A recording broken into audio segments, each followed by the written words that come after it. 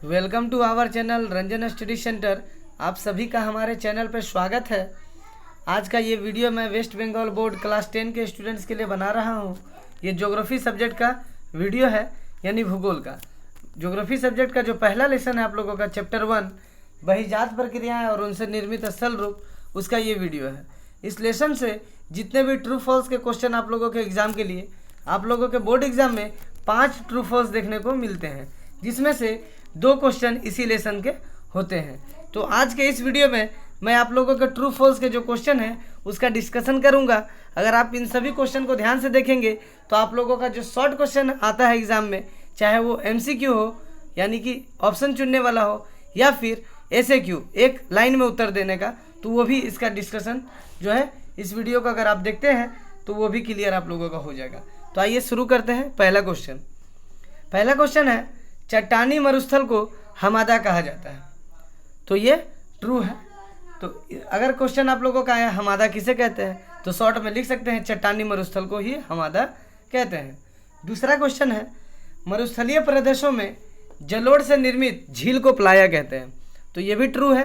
तो अगर आप लोगों को पूछा जाएगा कि प्लाया किसे कहते हैं, तो आप लोग लिख सकते हैं मरुस्थलीय प्रदेशों में जलोढ़ से जो निर्मित झील होती है उसे ही प्लाया कहा जाता है।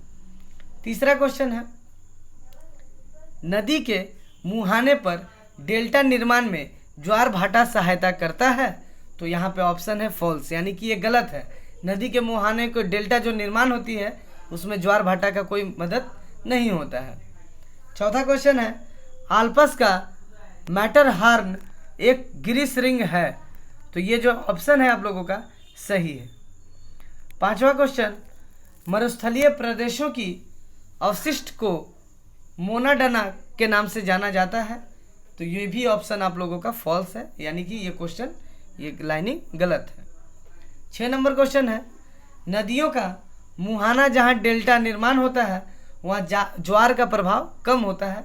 तो ये ऑप्शन जो है यहाँ क्वेश्चन ये ट्रू है, यानी कि जिस जगह पे डेल्टा निर्माण होता है वहाँ पे ज्वार का कम प्रभाव देखने को मिलता है। 7वां है, राजस्थान के गतिशील बालुका स्तूपों को घियान कहते हैं। तो ये भी सही है। 8वां है, सर्क आराम कुर्सी की तरह दिखाई देता है। तो ये है ट्रू, यानी कि सही है। 9 नंबर है, बरखान एक स्थित बालुका स्तूप होते हैं। तो ये फॉल्स है। 10वां नंबर है, बरखान अर्ध चंद्राकार होता है।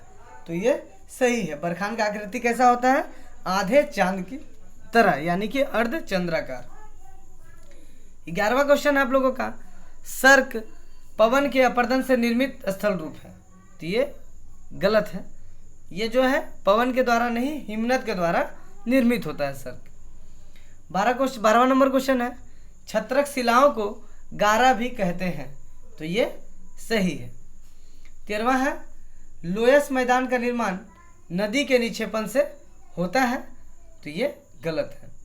14 नंबर है, विसर्प नदी के मैदानी अवस्था में बनता है। तो ये ट्रू है, सही।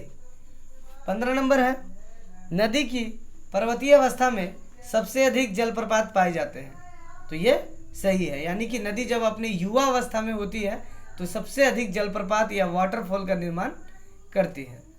16 नंबर है, नदी यू आकार की घाटी का निर्माण करती है।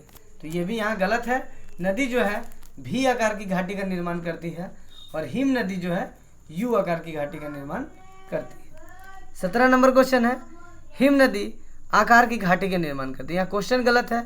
अगर हिम नदी यहाँ पे दिया रहता भी आकार की घाटी का निर्माण करती है तो ये ऑप्शन होता फॉल्स।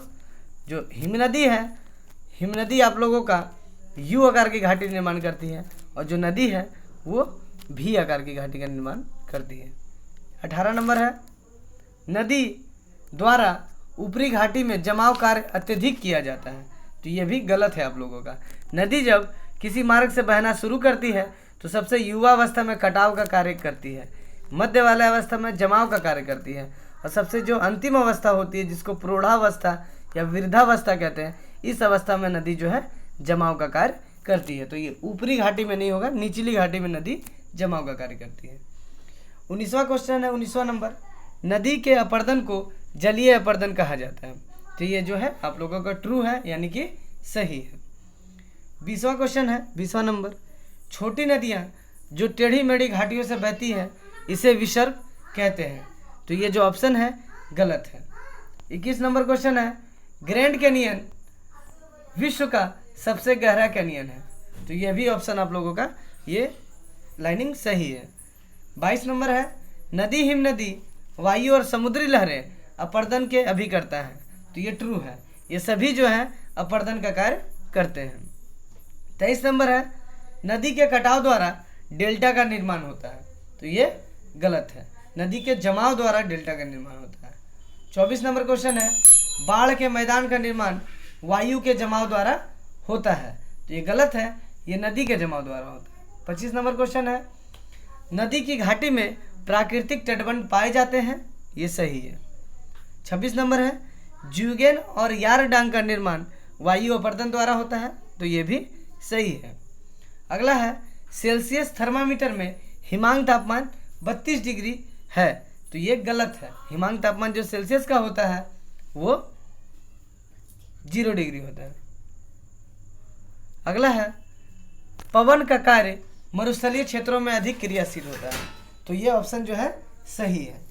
29 नंबर है, मिस्ट्रेल एक स्थानीय पवन है। तो ये भी सही है। 30वां क्वेश्चन है, भूमध्य सागरीय जलवायु क्षेत्र में ग्रीष्म ऋतु आर्द्र होती है। तो ये गलत है। 31 नंबर है, मानसूनी जलवायु क्षेत्र में शीत ऋतु आर्द्र होती है। तो ये भी ऑप्शन गलत है। 32 नंबर है, कोहरा वृष्टि का रूप नहीं है। तो ये भी गलत है, कोहरा जो है एक वृष्टि का रूप है, यानी कि बारिश का ही एक रूप है। 33 नंबर, धरातल से 90 किलोमीटर की ऊंचाई तक वायुमंडल विषम मंडल कहलाता है। तो ये गलत है। 34 नंबर क्वेश्चन है, मानसून एक स्थानीय पवन है। तो स्थानीय नहीं है, ये गलत है। मोनाटनाक शुष्क क्षेत्रों में पाए जाते हैं। तो ये भी गलत है। मानसून पवन का एक अन्य व्यापारिक पवन है। तो ये गलत है। लू एक शीतल प्रकार की वायु है। ये भी गलत है, यानी लू एक गर्म वायु, शीतल नहीं है। 38 नंबर क्वेश्चन है, प्रति चक्रवातों में आसमान स्वच्छ और बादल रहित होता है। तो ये सही है। 39 नंबर है, पार्थिव विकिरण की 51 इकाइयाँ हैं। तो ये सही है। 40 नंबर क्वेश्चन है, शीत कटिबंध दोनों गोलार्ध में 23.5 डिग्री और 66.5 डिग्री अक्षांशों के बीच होते हैं। तो ये गलत है। 41 नंबर क्वेश्चन है, एल नीनो की घटनाओं के बीच एक विपरीत एवं पूरक घटना देखने को मिलती है जिसे ला नीनो कहते हैं। तो ये सही है। 42 नंबर है, वायु दाब और तापमान में घनिष्ठ संबंध है। तो ये भी सही है। 43 नंबर है, साधारणतः 300 मीटर की ऊंचाई पर 34 मिलीबार वायु अधिक हो जाता है। तो ये गलत है। 44 नंबर क्वेश्चन है, उत्तरी भारत एवं पाकिस्तान के मैदानी भागों में मई एवं जून में प्रवाहित होने वाली शुष्क हवा को क्या कहते हैं? तो लू। तो अगर क्वेश्चन आया लू किसे कहते हैं तो आप लोग लिख सकते हैं कि जो शुष्क हवाएं बहती है मई जून में भारत और पाकिस्तान में उसे कहते हैं लू। ये सही है। 45 नंबर है, चक्रवात की आंख में उष्ण कटिबंधीय चक्रवात का वायु भार केंद्र में अधिक होता है। तो ये गलत है। 46 नंबर है, शीतोष्ण कटिबंधीय चक्रवात की उत्पत्ति समुद्र एवं स्थल भागों में समान रूप से होती है। तो ये सही है। 47 नंबर है, जेट स्ट्रीम की गति 120 से 150 किलोमीटर प्रति घंटा से भी अधिक होती है। तो ये सही है। तो ये थे पहला लेसन जो है उसका कुछ इंपॉर्टेंट ट्रू फॉल्स क्वेश्चन। इसमें बहुत सारे आप लोगों के शॉर्ट क्वेश्चन भी कवर हो गए होंगे। अगर वीडियो अच्छा लगा होगा तो इसे सब्सक्राइब कीजिएगा हमारे चैनल को और इसे शेयर भी कीजिएगा। धन्यवाद।